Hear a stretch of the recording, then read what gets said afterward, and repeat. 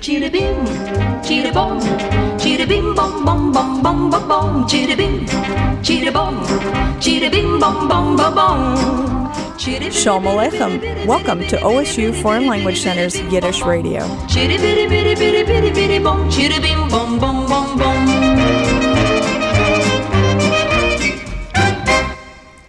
Hi, ich heiße Karen Sobel. I'm Karen Sobel, and welcome to our first broadcast of Yiddish Radio. It's been a lot of work, and we're so happy to be here.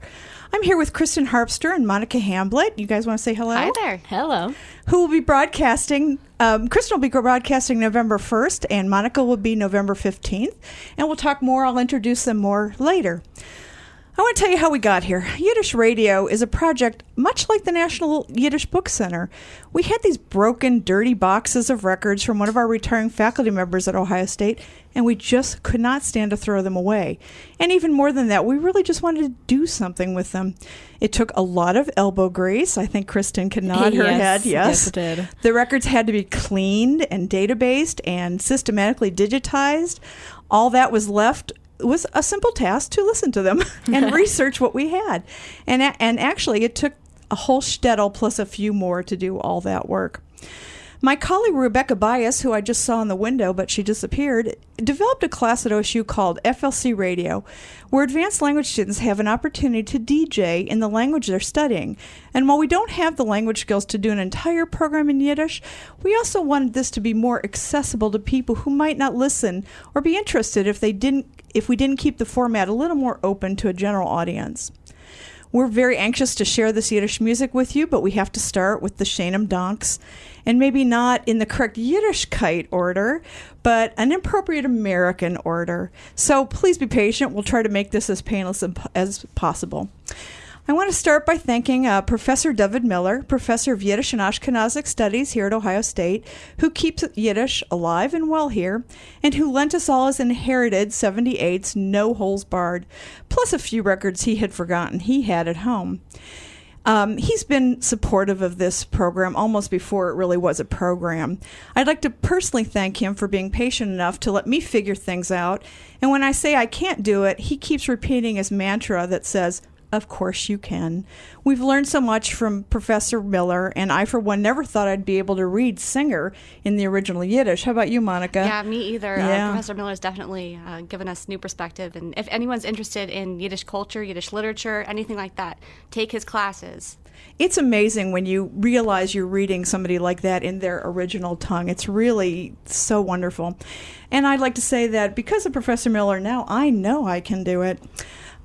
This naturally leads me next to thanking Professor Neil Jacobs, who passed his Yiddish record collection along, including those dusty, mangled boxes, to Professor Miller, in the same way he passed his knowledge and his passion for Yiddish along to us. Again, Monica, I got to turn to you. True? Yes, Neil Jacobs, if you're out there listening, I hope you're enjoying California, and we definitely miss you here at OSU. But thank you for all that you have given us here at the Yiddish and Ashkenazic Studies program. Particularly all these records, huh? Yes, absolutely. Let me put words in his mouth. When we got these records, it was sort of a take it or leave it, but you should really take it kind of thing. And I admit to saying that you walk a fine line between genius and insanity, because I have to own the fact that I prefer all the insanity. It's so much more interesting, and we can't thank you enough.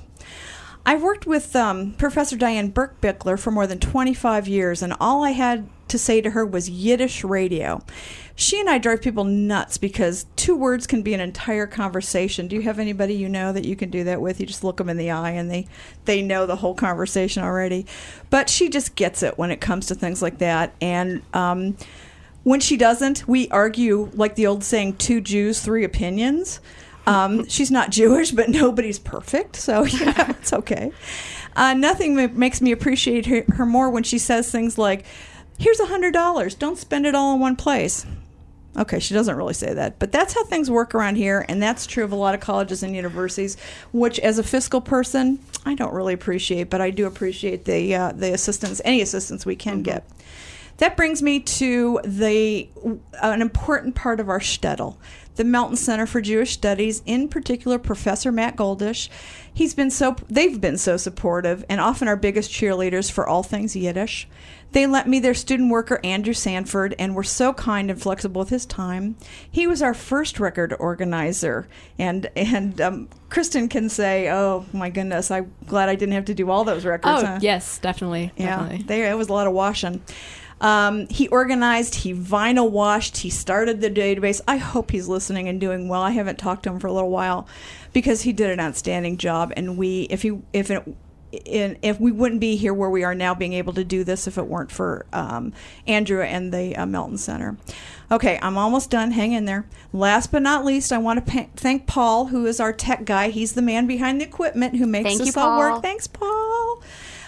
He did the tedious job of digitizing all these old records and organizing everything with all kinds of patience and skill, and we are very fortunate to have people like Paul and his colleague Scott who make this technology that sits in this room work for us. Yeah, it's definitely great because so many of these records have never, ever been digitized, and so it's been inaccessible to a lot of people because, you know, who goes out and buys a record player nowadays? Absolutely, except me. Except me too. We're the weirdos. Yeah, we're the weirdos. We had to wash everything and play it at home. And I made my grandchildren listen to it, and they were like, very nice. You know, they were not overly impressed. Go no. Genug is genug. Enough is enough, huh, Monica? Monica can do some Yiddish with me, Kristen. You stay with us here, girl. You can be our person that tells us. Bisl Yiddish. Yeah, Bisl Yiddish. You're the one who can tell us when you don't know what the heck we're talking about. How's that? Sounds good. Let's meet speaking of which, let's meet our DJs, and then we'll play some lieder. We'll play some songs. I'll start with Kristen because she's first up on November 1st. And hopefully I haven't scared you off. You're still listening.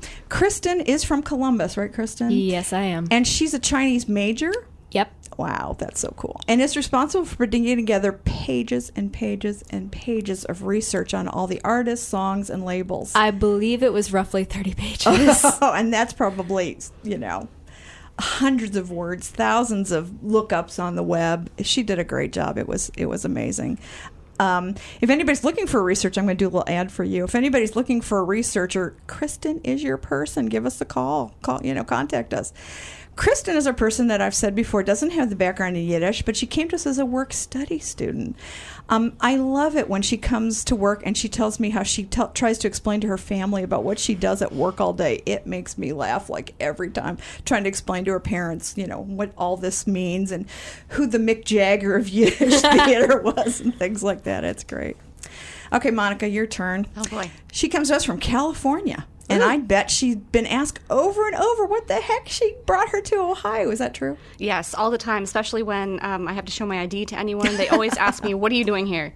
And I tell them Yiddish. Yiddish, that's right. So what I said is that she needed somewhere to do graduate work in Yiddish and Ashkenazic studies, and she specializes in Polish jewelry and Polish-Jewish relations. And so she's sort of our bridge between the Germanic and Slavic roots of Yiddish. Can you speak to that at all? Yeah, definitely. I definitely float around between the Germanic department and the Slavic department.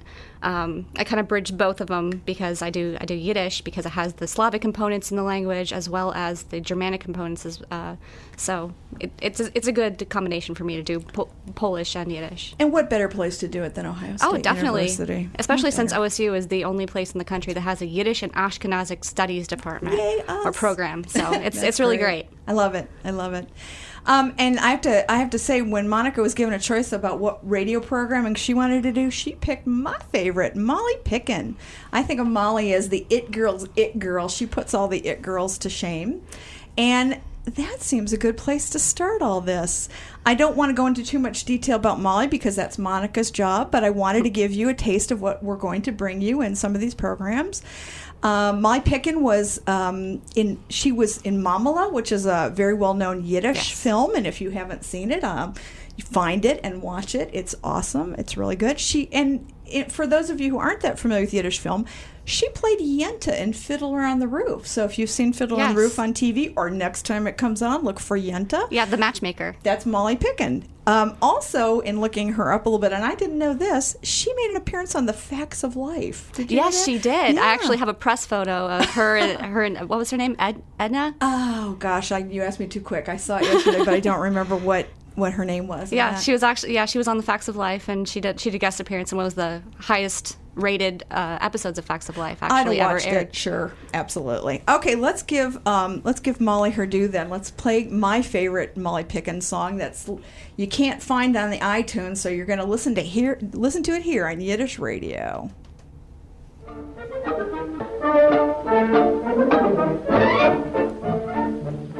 A Bisl Sinn, a Bisl Regen, a ruhig aus dem Kopf zu legen, a wir sind, können glücklich sein. A Schiech, a Sock, a Kleid und Lattes, ein Käschen, a Dreiviertel-Lottes, a wir sind, können glücklich sein. Die Luft ist frei vor jedem gleich, die Sinn, sie scheint vor jedem eine Murmelrei.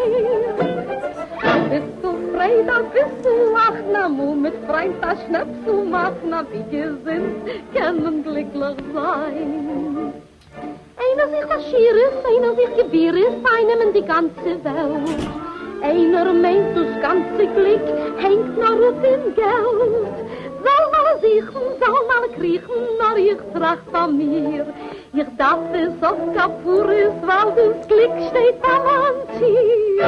A bissl Sinn, a bissl Regen, a ruhig aus dem Kopf zu legen, a wie gesinnt, können glücklich sein. A Schiech, a Sock, a Kleid und Lattes, ein Käschen, a Dreiviertel-Lottes, a wie gesinnt, können glücklich sein.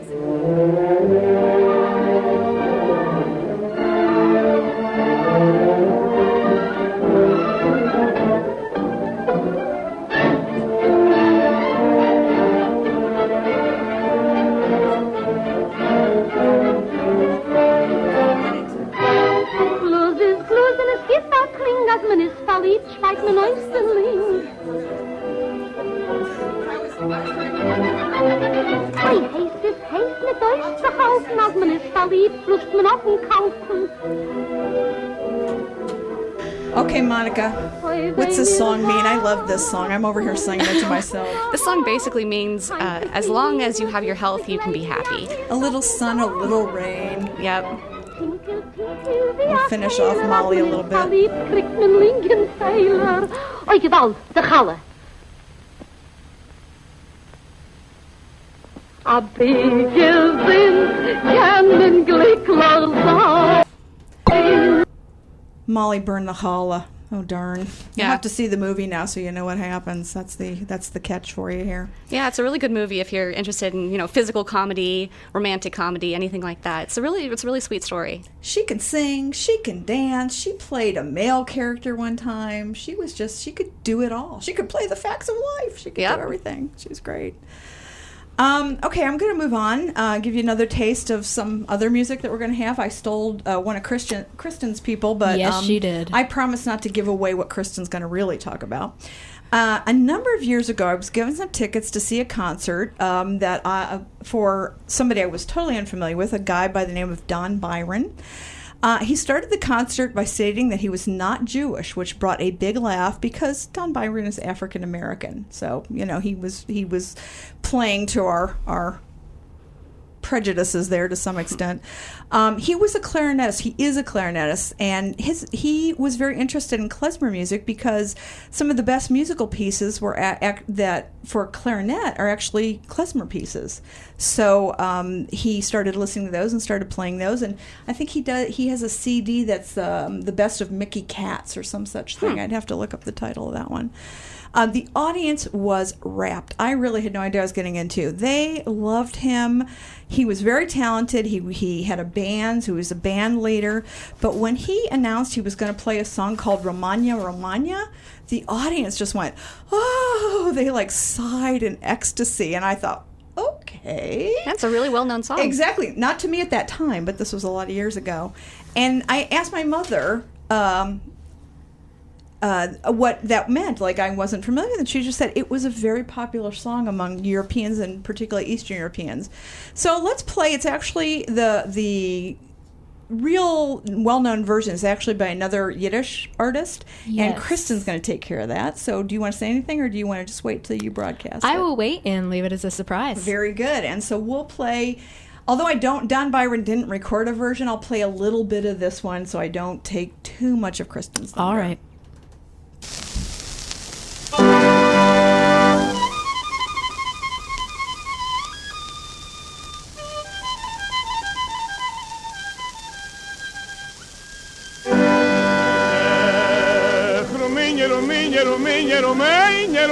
Ruminie, diveniamo la landa zise a scene.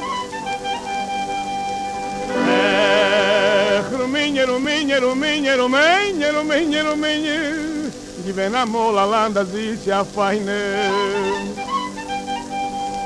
Dort zu weinen ist a Vergnügen, wo du's Haargelieder kennst du kriegen. A Mamaliegele, a Pastromele, a Karnattele, in a Gläsele Wein. Glass of wine.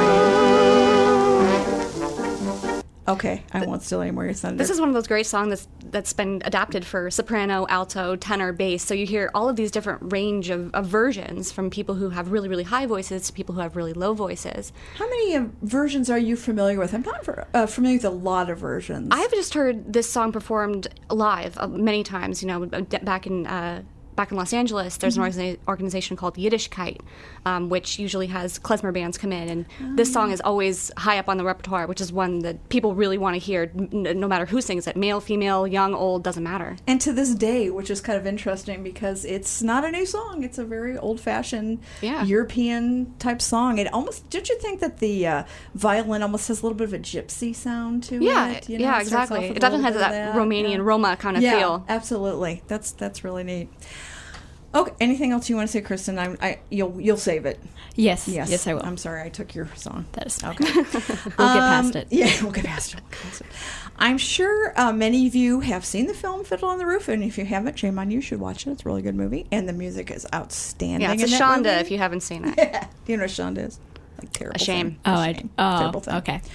And a lot of you might even know the popular lyrics, but how many Americans have actually heard this in Yiddish? I hadn't heard it a lot in Yiddish, and so we had in the records, we had a version of it in Yiddish, and I'm going to play a little bit. I like to actually listen to things in Yiddish that I know in English because it kind of helps me learn the Yiddish. Oh, yeah, definitely. It really helps me to remember like vocabulary and things like that. Yes. So I got to find it. And if anyone's interested, there's also some videos online of this being performed in Japanese. Oh, I love Japanese, the really?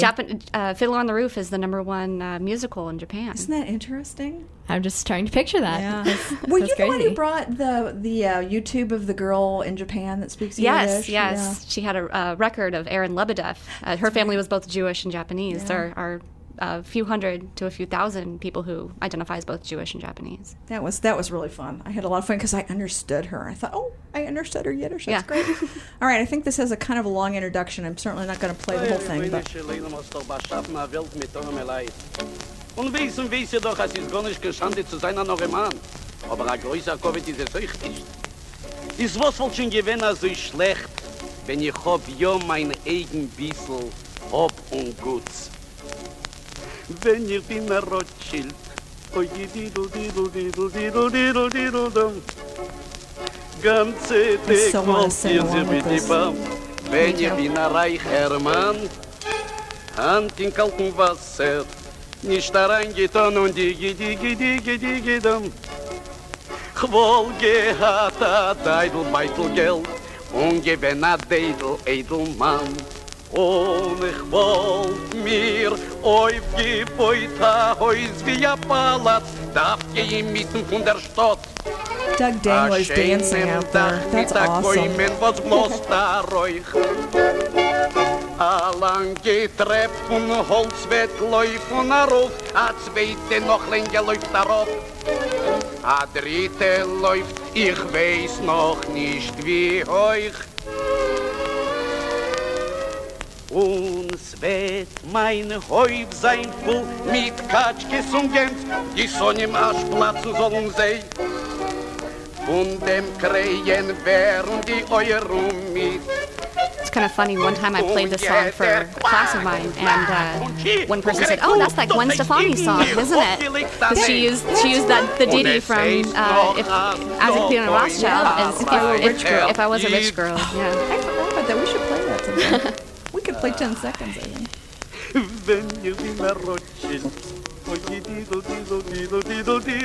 All right, I'm going to morph into something else. My skills here are limited. But let me try this on you all out there, because when I heard this, it gave me such a tickle.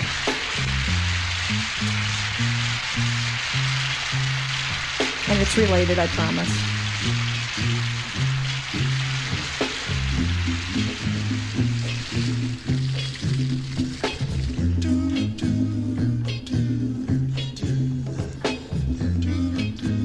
Okay, out there, do you know who this artist is, or these artists are? Do you recognize them? Not known for Fiddle on the Roof. Lord, who made the lion and the lamb? You decreed I must be what I am. You decreed I must be what I am. Tevye, you've changed. Tell me, Lord, please tell me now. If I were carefree, high living, wealthy man. If I were a rich man. Diddle-deedle, diddle, dig, dig, digga, digga, diddle, diddle, dum. This is fabulous. All day long, I'd bitty, bitty, bum. This comes from the Black Sabbath album, which is a great title for this album. You can ask us on email, flc@osu.edu about this. Dig, dig, digga, digga, digga, diddle, dum. If I were a bitty, bitty rich, digga, digga, diddle, diddle, I'd build a big tall house with. Okay, we got a lot of other stuff for you, but did you not love that? Was that not great? Do you know who it was? You don't get to say because I think you saw yes, Kirsten. yes, I did. Do you recognize who the artists are? Temptations. The Temptations. They were so awesome. This was from a medley. They did like a medleys, or they had African American artists singing things from plays and Broadway and things like that. And it was recorded in 1969.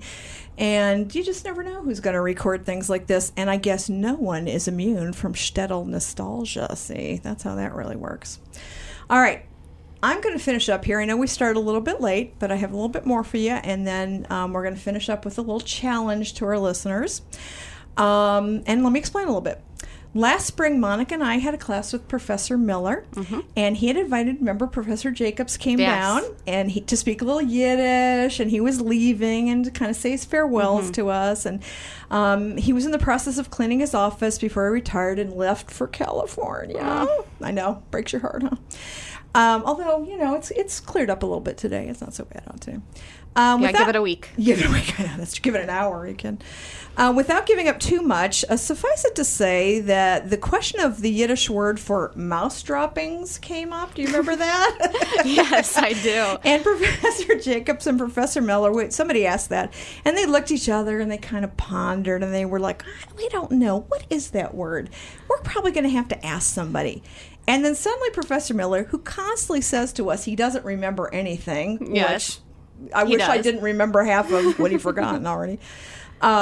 He's like, oh, he remembered it, and he told us what the word was, and we all kind of tried it out, and we were kind of laughing, and Professor Jacobs looked at me suddenly, and he reminded me of a certain character in a very well-known play, and it's a movie as well, a very well-known movie.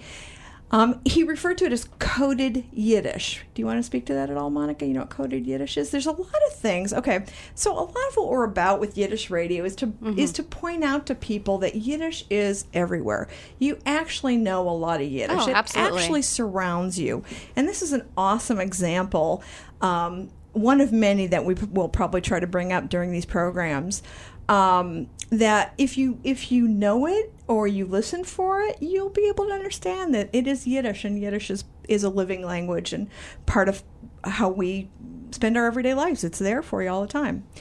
So we're going to end this broadcast with the biggest hint I could possibly give you in order to answer this.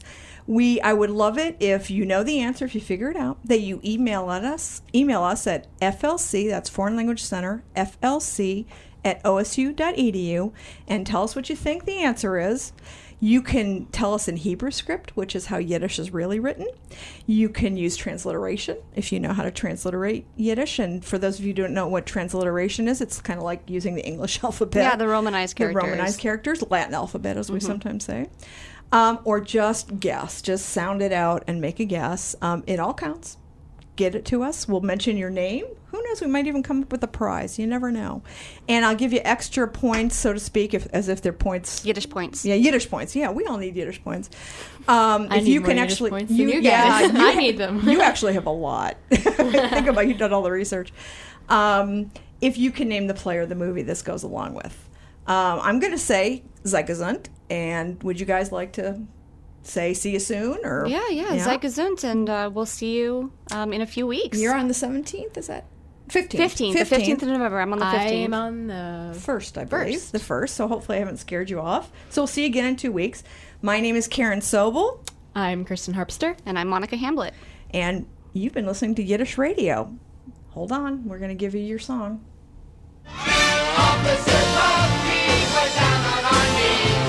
Cause no one wants a fella with a social disease. The officer grumpy